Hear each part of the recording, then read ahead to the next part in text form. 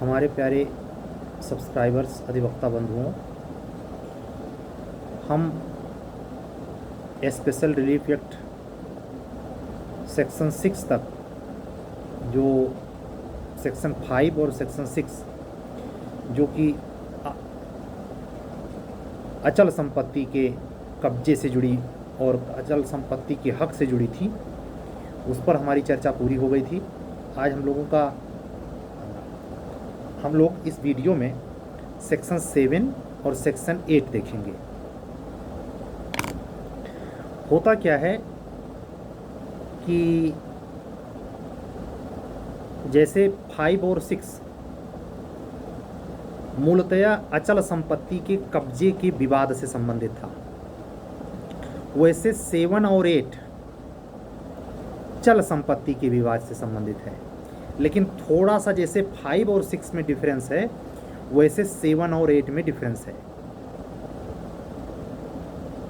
आपसे हमने कहा कि 5 में सूट फाइल करने के लिए सेक्शन 5 सीपीसी क्या कहती है कि उसमें 12 साल में मुकदमा दायर किया सकता है, सीपीसी में सिविल मुकदमा। जबकि 6 की रेमेडी पाने के लिए आपको लिमिटेशन एक्ट केवल 6 महीने का टाइम देता है, उसके बाद रेमेडी आप सेक्शन 6 की नहीं पा सकते। ऐसे कुछ ज़रूरी बातें सेक्शन 7 और 8 के अंतर्गत भी हैं। आपके दिमाग में आता होगा कि ये सेक्शन 7 और सेक्शन 8 की कंडीशन आती कब है। व्यवहारिक रूप से कानून में जैसे इमेजिनेशन में लाएं कि आपको कहीं बाहर जाना है, आपके पूरे परिवार को कहीं बाहर जाना है और आपने आप खुद जा सकते हैं, बाकी कमरे में लॉक लगा सकते हैं, लेकिन आपकी एक मजबूरी होगी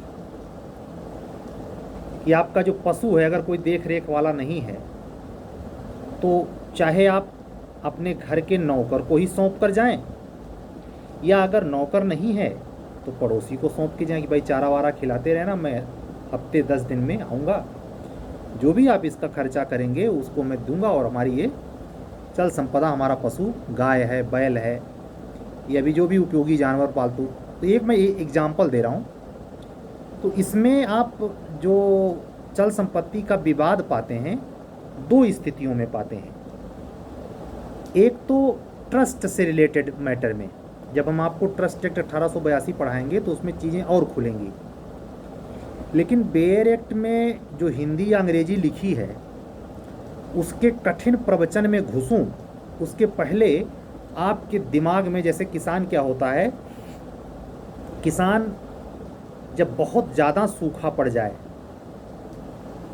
कभी कभी क्या होता है, ये जब ठंडी का सीज़न आता है,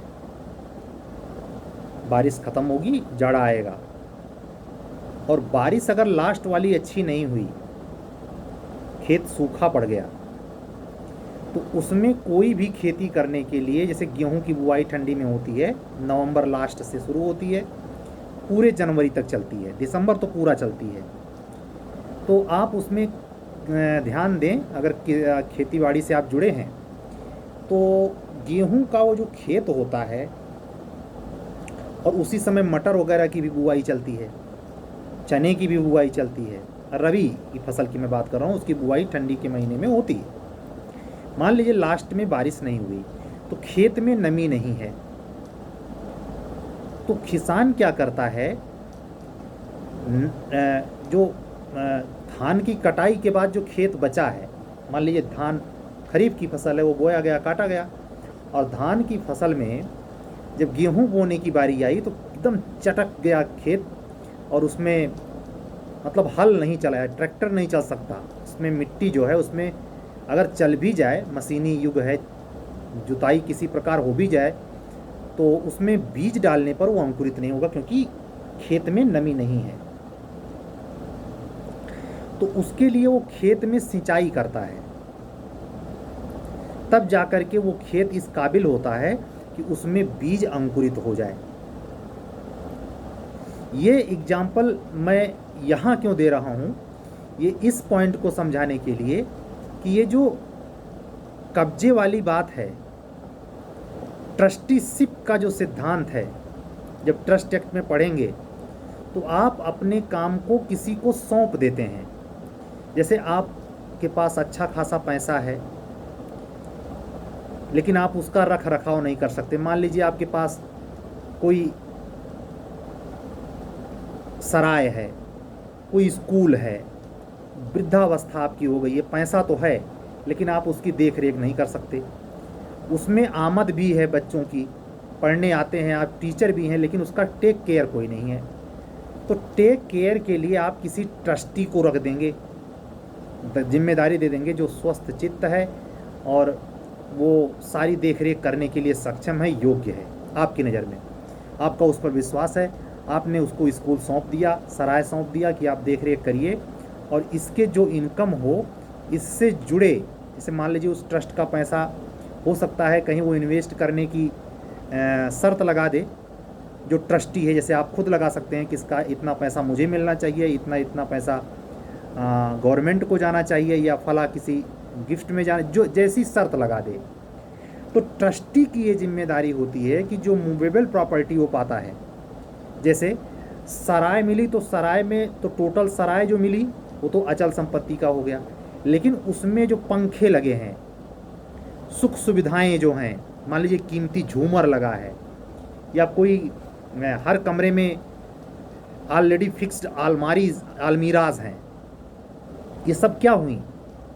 चल वस्तुएं हुई। आप अचल संपत्ति का परिभाषा जो टीपीए में देखेंगे तो चल संपत्ति के बारे में भी आपका एक स्कोप बनेगा कि जो ज़मीन से जुड़ी ना हो। उसी में ये क्लियर करता है, कमरे की खिड़कियाँ, कमरे का सीलिंग फैन, टेबल फैन, उसमें लगी हुई लाइट की सामग्री, ये सब क्या है? मूवेबल प्रॉपर्टी है। तो हम बात 7 और 8 में किसकी करने जा रहे हैं? मूवेबल प्रॉपर्टी की, चल संपत्ति के बारे में। और दूसरी एक और बात देखें, आपको बहुत ज़रूरत है, आपके पास पैसे नहीं हैं, तो आप सुनार के पास चले गए और आपने अपनी कीमती अंगूठी जो आपके माँ के ज़माने से चली, हो सकता है आपके माँ की रही हो, आपके सास, मतलब आपको किसी कीमती व्यक्ति ने गिफ्ट किया है, मजबूरी आपकी ऐसी है कि आप, अब चारा है नहीं कुछ, तो वही रख के आप कुछ संपत्ति सुनार से ले ली और प्रॉमिस किया कि इतने दिनों में हम वापस कर दें, इस पर आप इंटरेस्ट ले लीजिए। आप इंटरेस्ट समेत उसका पैसा वापस कर दे रहे हैं, लेकिन सुनार आपका वो कीमती सामान वापस करने से मुकर रहा है। तो आपकी वो जो कीमती अंगूठी है, वो जो आपके लिए बहुत खास है, सुनार के लिए तो सिर्फ सोना है, मान लीजिए डायमंड की तो सिर्फ डायमंड है, वैसे वो 50 डायमंड बेचता रहता है, तो उसके लिए मान लीजिए भूल चूक ही हो जाए उससे बाय द वे, लेकिन फिर भी उसका फॉल्ट आपके उस मौलिक तथ्य को तो छीन ले रहा है। आपके ट्रेडिशनल माँ की रही या किसकी रही, वो बहुत कीमती थी आपके लिए, मजबूरी में आपने उसको गिरवी रख दिया। पड़मेदार वाला टेक्चर जो शुद्ध हिंदी में प्रयोग किया जाता है, उसके अनुरूप भी जो विवाद तय होगा, तो आप उस सुनार पर जो सीपीसी का सूट फाइल करेंगे कि हमारी वही अंगूठी चाहिए, सेक्शन 8 में फाइल होगा ये सारे के। लेकिन उसकी प्रक्रिया कहाँ अपनाई जाएगी?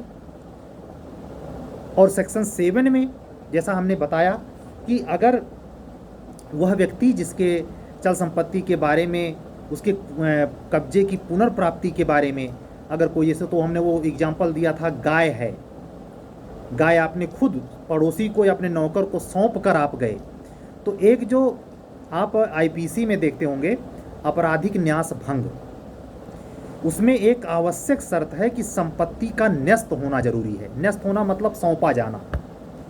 तो जो आपराधिक न्यास भंग वाला एग्जाम्पल आप वहाँ देखते हैं आईपीसी के सारे, यहाँ आप देखेंगे बेयर एक्ट में सेक्शन 7 और 8 में कोई स्पेशल दृष्टांत नहीं दिया है बेयर एक्ट में। इसलिए 7 और 8 को व्यवहारिक रूप से समझने के लिए कि इसका प्रयोग कहाँ होता है, इससे जुड़े केस जब आते हैं तो कैसे फाइल होते हैं, कैसी घटनाएं इसमें सम्मिलित होती हैं, इसको कोई भी टीचर आपको बताता नहीं। और ना आपको वो कल्पना के आधार पर, मैं कहता हूँ अगर उसका खुद का हाइपोथेटिकल पावर है तो ज़रूरी नहीं कि same by same all India report का ही केस फैक्ट रखे। टीचर उसे कहते हैं जो उसी व्यवहारिक प्रारूप को अपने इमेजिनेशन और साइकोलॉजी से भी क्रिएट करके समझा सकता है। अब जब इसमें दृष्टांत नहीं है तो बच्चे का दिमाग खुद घूमेगा। अगर जिज्ञासु है, समझदार है, तो ये जानना चाहेगा सेक्शन 7 और 8 की व्यवहारिक कार्यवाही कहाँ होती है और कैसे ये संपादित होती है, प्रक्रिया में इसका क्या लेवल है। तो आपको दोनों बातें समझ में आ गई। दोनों में मूल अंतर क्या है इसको थोड़ी देर बाद अभी क्लियर करेंगे, लेकिन आपको इतनी बातों से, 10 मिनट की हमारी बातों से ये तो समझ में आ गया होगा कि सेक्शन 7-8 की नौबत कहाँ आन पड़ती है। यानी अगर सेक्शन 7 और 8 के बारे में, चल संपत्ति के बारे में जो विवाद क्रिएट हो जाता है उसके कब्जे की पुनर्प्राप्ति के लिए, वो अक्सर जनरेट होता है ट्रस्टीशिप में और ये आपराधिक न्यास भंग न्यस्त वाले प्रकरण में। समझ रहे हैं? इस आधार पे पहले आप दिमाग में एक फ्रेम बना लें। अब हम कंटिन्यू करते हैं। बेयर एक्ट की शब्दावली पढ़ते हैं और आपको चीज़ों से टैली कराते हुए चलते हैं, तो आपको खुद समझ में आ गए, हाँ वाकई यही बात है, और चीज़ें हमेशा के लिए याद हो जाएंगी। तो ये नहीं कि आज हम पढ़े हैं 2 महीना बाद ये सारे भूल जाएगी ही। स्मृति के लिए एक लिमिट है मेडुला ऑब्लांगेटा में, प्रमस्तिष्क गोलार्ध में। ये नहीं कि हमेशा के लिए याद हो जाएगा। वो योगिक क्षमता नहीं है स्वामी विवेकानंद की कि वो इंसाइक्लोपीडिया उठाई और एक बार पलटा सब अक्स हो गया कंप्यूटर। ऐसा हर व्यक्ति नहीं हो सकता, वो अद्वितीय आत्मा थी। तो हमारी ये मजबूरी है कि हम कोई भी चीज़ प्रिपेयर्ड करते हैं, कितना भी वो हमारे स्मृति में रहे, लेकिन एक निश्चित समय के बाद 15 दिन 20 दिन बाद वो विस्मृत होने लगता है। 2 महीना 4 महीना तक जाते जाते काफ़ी कुछ भूल जाता है। अगर ये क्षमता ना हो तो आदमी पागल भी हो जाए। इसका फ़ायदा आप वहाँ पाएंगे जहाँ निगेटिव चीज़ें दिमाग में आ जाती हैं और वो जल्दी भूलती नहीं।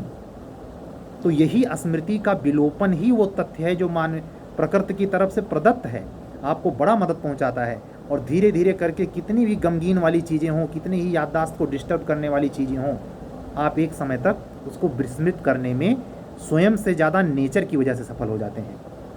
तो आइए सेक्शन 7 और 8 को कंटिन्यू करते हैं। ठीक है, सेक्शन 7 कहता है जंगम संपत्ति के कब्जे को प्राप्त करना। जो व्यक्ति किसी विनिर्दिष्ट जंगम संपत्ति के कब्जे का हकदार हो वह सीपीसी द्वारा उपबंधित प्रकार से उसका प्रत्युत्तरण कर सकेगा। प्रक्रिया सीपीसी की ही अपनाई जाएगी, लेकिन कैसे सिचुएशन में और किस प्रकार की चल संपत्ति का डिटेल आगे देखें। जो ये धारा 7 और 8 है, इसमें उन सर्कमटेंसेस को बताया गया है जिसके अंतर्गत एक व्यक्ति बिना विधिक औचित्य के वादी की चल संपत्ति पर कब्जा किए हुए है। अब वो पड़ोसी अपनी गाय या बैल या कोई भी पशु जानवर जो पशुशाला में थे नौकर को दे के गया, अब वो कब्जा देने को तैयार नहीं। वो पड़ोसी वापस आ गया, उसको कब्जा देने को तैयार नहीं, कहा ये तो हमारी है। तो ये ऐसा नहीं कर सकता उसकी पुनर्प्राप्ति के लिए, क्योंकि उसको विधिक कब्जा नहीं है। मैंने कल भी बताया था कि कब्जे का जब जूरिस्प्रूडेंस में चैप्टर पढ़ेंगे तो व्यवहित और अव्यवहित कब्जे के बारे में बात की गई है। जिसका कब्जा डायरेक्ट मौके पर तो दिखता है उसी का है, वो अव्यवहित कब्जे के अंतर्गत आता है। व्यवहित का मतलब होता है जिसका डायरेक्ट कब्जा नहीं लेकिन मूल स्वामी उसी का है। जैसे मान लीजिए आपने किताब की दुकान खुलवा दी, आप खुद नहीं है, किसी एजेंट को रख दिया दुकान पर। अब वो दुकान आपकी है, दुकान में जितनी सामग्री किताबें कापियाँ रखी हैं सब आपकी हैं, आपका की मतलब, लेकिन सेल करने का काम वो एजेंट देख रहा है। तो उस पर जो मौके पे कब्जा है उस पूरे दुकान पर, अव्यवहित कब्जा उसे है। और व्यवहित कब्जा जो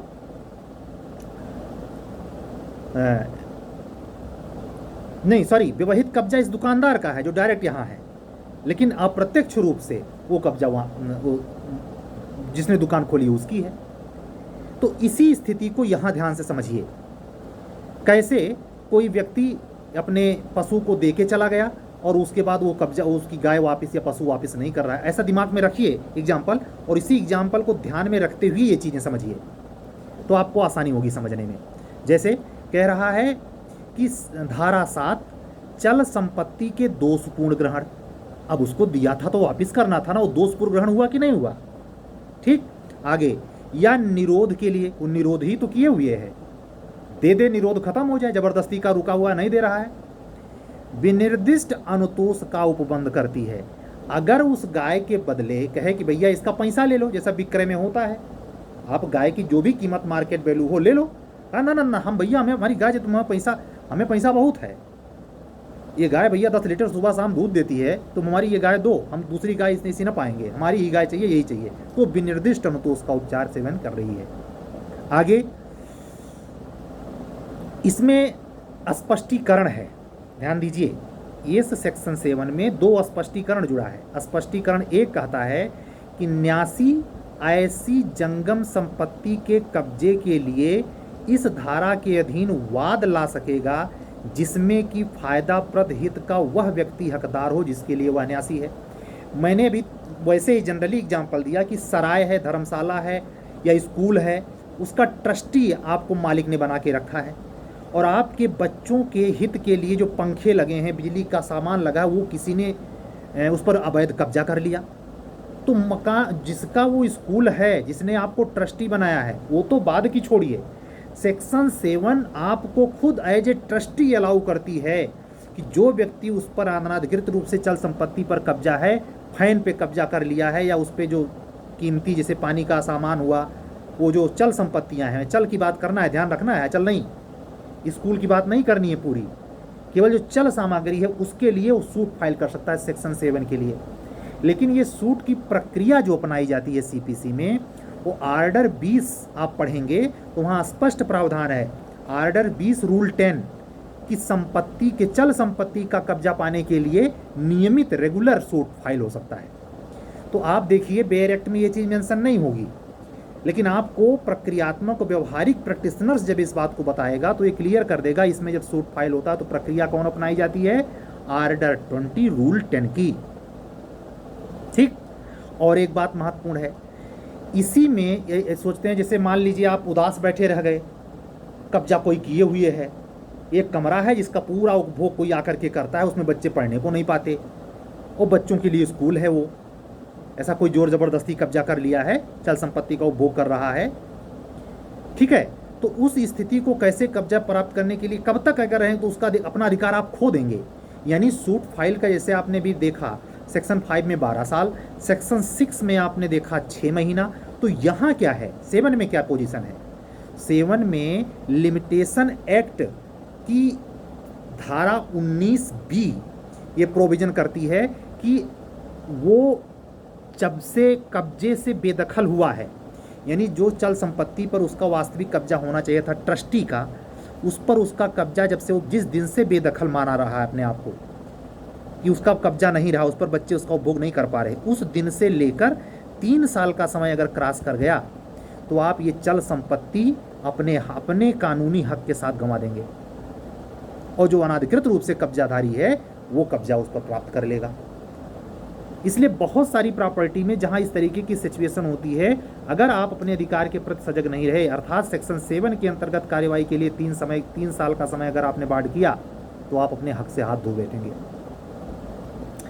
तो अब हम पूरी 7 की बातों को अगर क्रम से जोड़ें तो इसमें क्या क्या पॉइंट आता है, चल संपत्ति होना चाहिए, जो व्यक्ति ऑब्जेक्शन कर रहा है उसको कब्जा प्राप्त करने का अधिकार होना चाहिए वादी को, यानी जो केस करेगा, और कोई व्यक्ति कब्जे का अधिकार स्वामी होने के नाते से भी पा सकता है। स्वाभाविक है, जिसका स्कूल है, जिसने ट्रस्टी बनाया है, वो मान लीजिए संजोग से नहीं सक्रिय हो पा रहा है, तो जो ट्रस्ट से इनकम पा रहा है, जो उससे चीज़ें उसको फायदे में आ रही हैं, वो कैसे आएगा जब कोई दूसरा उस पर काबिज हो जाएगा, तो वो मूल स्वामी भी सूट फाइल कर सकता है।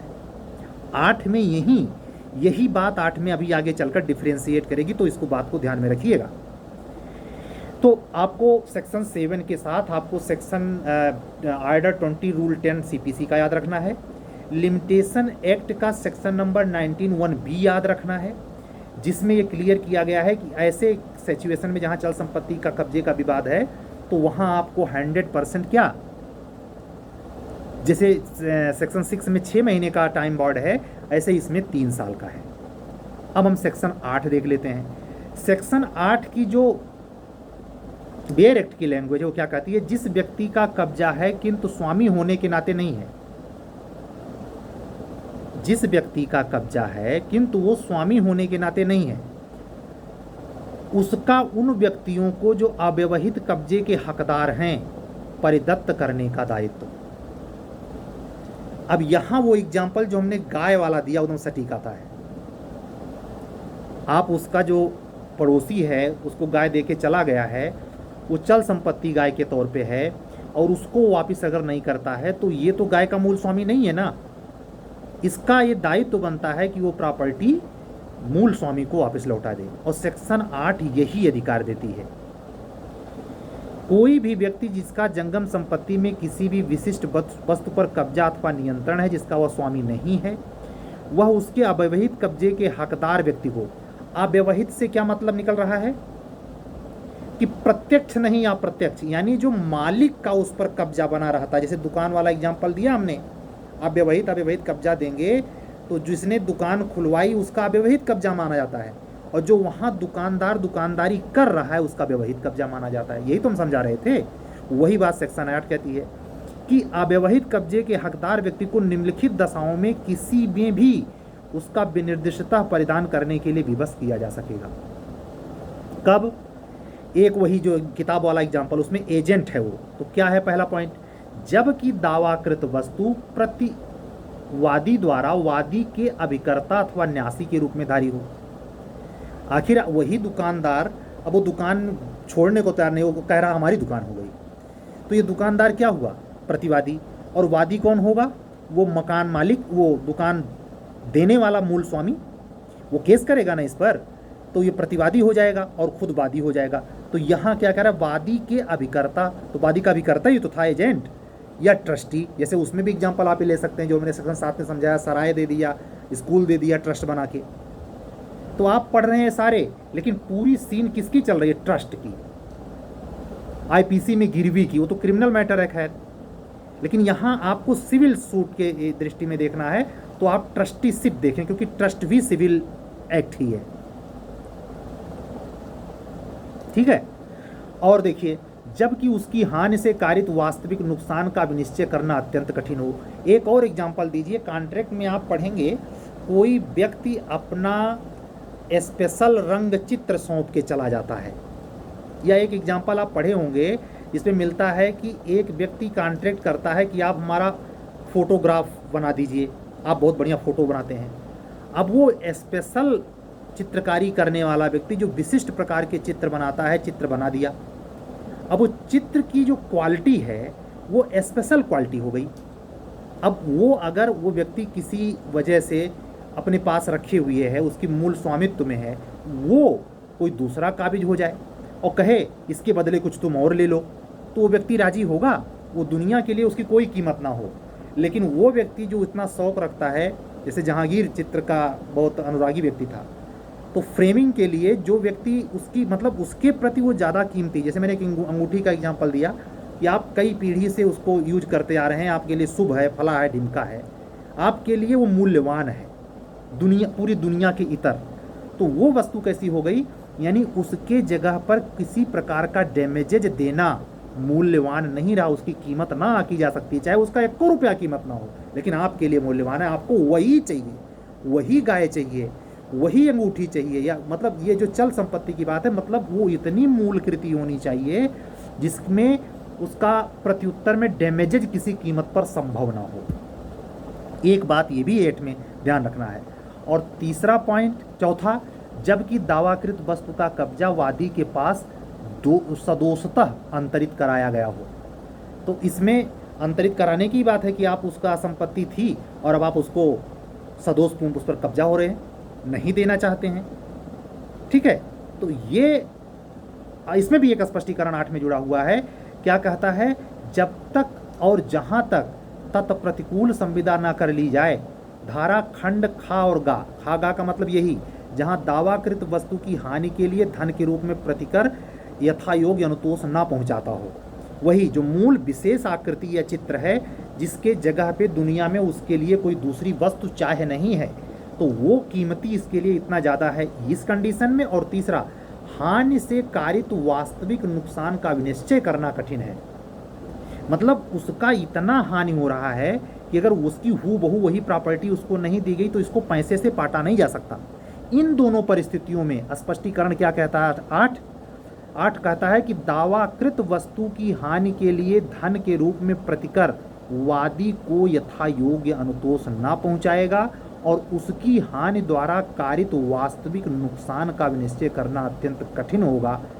इसके लिए स्पष्टीकरण कोर्ट को कह दे रहा है कि तुम अपना विवेक न लगाओगे। यानी धारा 8 का स्पष्टीकरण कोर्ट को डायरेक्ट कर रहा है, कोर्ट को सीमा में बांध दे रहा है। क्योंकि आप कितना भी करें, वो कोर्ट अगर मामले को समझौता कराना चाहती है तो कहते नहीं कि वैसे दोनों पक्ष तो नहीं मान रहे थे, लेकिन कोर्ट ने जब कहा तो मान गए। यहाँ कोर्ट भी विवश है कि अगर कोई ऐसी मूल्यवान चल संपत्ति का विवाद कोर्ट में पहुंचा है तो कोर्ट ये मान कर चलेगी क्या कि वो मूल्यवान संपत्ति है और उसके बदले उस शख्स को कोई और प्रतिकर नहीं दिलवाया जाएगा। वहाँ जज साहब अपना विवेक लगा करके मामले को समझौते में तब्दील नहीं करेंगे। और बात क्लियर करूं तो जज साहब वही वस्तु ही दिलवाएंगे। तो धारा 8 का पूरा दारमोदार धारा 8 के स्पष्टीकरण पर और धारा 7 का पूरा दारमोदार धारा 7 के स्पष्टीकरण पर टिका हुआ है। ठीक है, तो ये दोनों बातें क्लियर हो गई। और इसमें लास्ट में जो पॉइंट अंतर की दृष्टि से आपको देखना है तो उसमें दो विशेष अंतर हैं। जैसे धारा 7 के अधीन जो चल संपत्ति के कब्जे की बात है, वो कब्जे का विशेष या अस्थायी अधिकार रखने वाला व्यक्ति संपत्ति के स्वामी के विरुद्ध वाद प्रस्तुत कर सकता है। समझिए, सेक्शन 7 में जो चल संपत्ति के कब्जे का विशेष या अस्थायी अधिकार रखने वाला व्यक्ति संपत्ति के स्वामी के विरुद्ध भी वाद प्रस्तुत कर सकता है।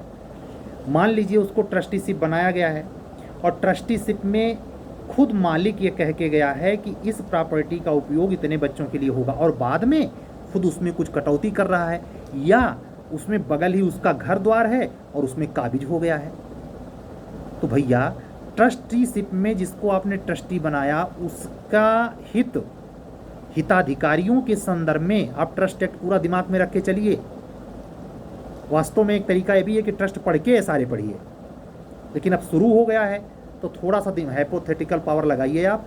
और ट्रस्ट जो दिया गया है वो अगेंस्ट स्वामी यानी उसी का है, अपने मालिक के खिलाफ केस कर सकता है कि आप ऐसा नहीं कर सकते क्योंकि आपके ट्रस्ट के डीड में ही लिख रखा है कि इस पूरी प्रॉपर्टी का उपभोग इन्हीं हिताधिकारी बच्चों के लिए किया जाएगा। ये 8 में नहीं है। 8 में वो अपने मूल स्वामी पर नहीं कर सकता क्योंकि उसमें मूल स्वामी को अनिवार्य रूप से वो संपत्ति वापस करने का दायित्व अधिरोपित करती है सेक्शन 8। तो सेक्शन 7 और 8 में ये मूल डिफरेंस है। सेक्शन 7 में जो ट्रस्टीशिप में ट्रस्टी है वो मूल स्वामी पर भी केस कर सकता है, 8 में नहीं। 8 उल्टा दायित्व तो किस पर अधिरोपित करती है? उसी ट्रस्टी को जिसको सौंप के गई है। याद कीजिए, फिर आपराधिक न्यासभंग, वो उसको वापस करे। उसमें ये गाय वाला दृष्टांत आईपीसी में मिलता है, गाय सौंप के गया और उसकी गाय नहीं वापस करता। इस पर मेंस में सवाल आया, लेकिन वो क्रिमिनल का मैटर है। यहाँ सिविल सूट के परिप्रेक्ष्य में इसको आप देखिए, ठीक है। और उसके बाद दूसरा पॉइंट क्या है? हाँ, जबकि धारा 8 चल संपत्ति पर कब्जा या नियंत्रण रखने वाला व्यक्ति यदि स्वामी है तो उसके विरुद्ध वाद प्रस्तुत नहीं किया जा सकता। ये अंतर है। और दूसरा, धारा 7 के अधीन जो आज्ञप्ति पारित की जाती है वो जंगम संपत्ति की वापसी के लिए या विकल्प में आर्थिक प्रतिकर के लिए हो सकती है। यानी 7 के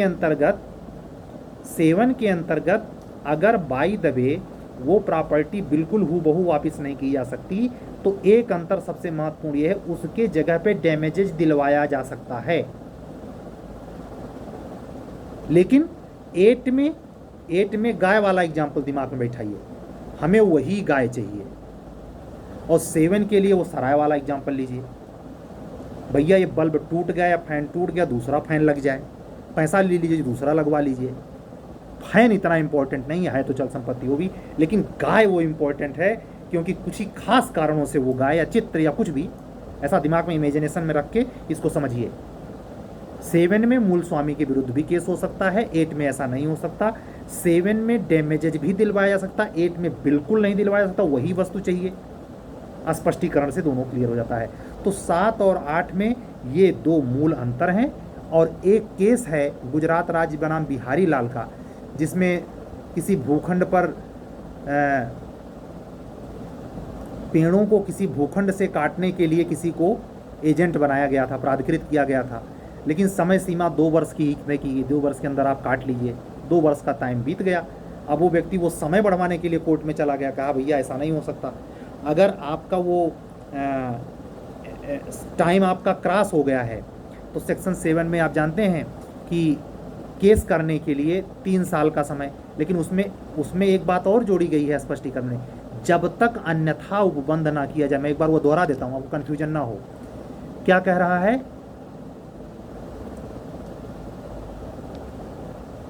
जब तक कि जहां तक कि तत्प्रतिकूल साबित न कर दिया जाए। तो वो चीज अगर आप में है तो मतलब कहने का ये है कि आपका कब्जा उस वस्तु के ही वापसी में हूबहू 8 में हो सकता है, और 7 में उसके प्रति डैमेजेज भी आप ले सकते हैं, क्योंकि वो उतनी मूल्यवान वस्तु के बारे में, चल संपत्ति के बारे में बात नहीं करता। तो 7 और 8 का ये डिफरेंस क्लियर समझ जाएं। और इस प्रकार से 7 और 8 विद ये केस का नाम दोहरा देता हूँ, सुप्रीम कोर्ट का केस है गुजरात राज्य बनाम बिहारी लाल, और इसको आप अगर गूगल पे भी सर्च मार देंगे तो पूरा ब्यौरा आ जाएगा। तो ये दोनों तथ्य सरल भाषा में जो हमने एग्जाम्पल इमेजिनेशन के तौर पर व्यवहारिकता समझाने के लिए दिए हैं, ये अकाट्य रूप से सही नहीं हो सकते, लेकिन आपको समझने में मदद देते हैं। और ये चीज़ सबसे इम्पोर्टेंट है, जिससे किसी भी सहारे आपके दिमाग के अंदर सरलतम रूप से ये दोनों सेक्शन चला जाए। तो आज का सेक्शन 7 और सेक्शन 8 कंप्लीट हुआ। कल से चैप्टर 2 संविदाओं का विनिर्दिष्ट पालन, specific performance of contracts, section 9 से 25 तक ये चैप्टर है, ये कल से कंटिन्यू करेंगे। शुभ रात्रि सबको। हमारा चैनल पे जुड़ने के लिए चैनल को हमारे, अगर आप नए आए हैं तो सब्सक्राइब करें, शेयर करें, लाइक करें, कमेंट करें। आप सबका बहुत बहुत साधुवाद, बहुत बहुत अभिवादन भी। सत्यमेव जयते।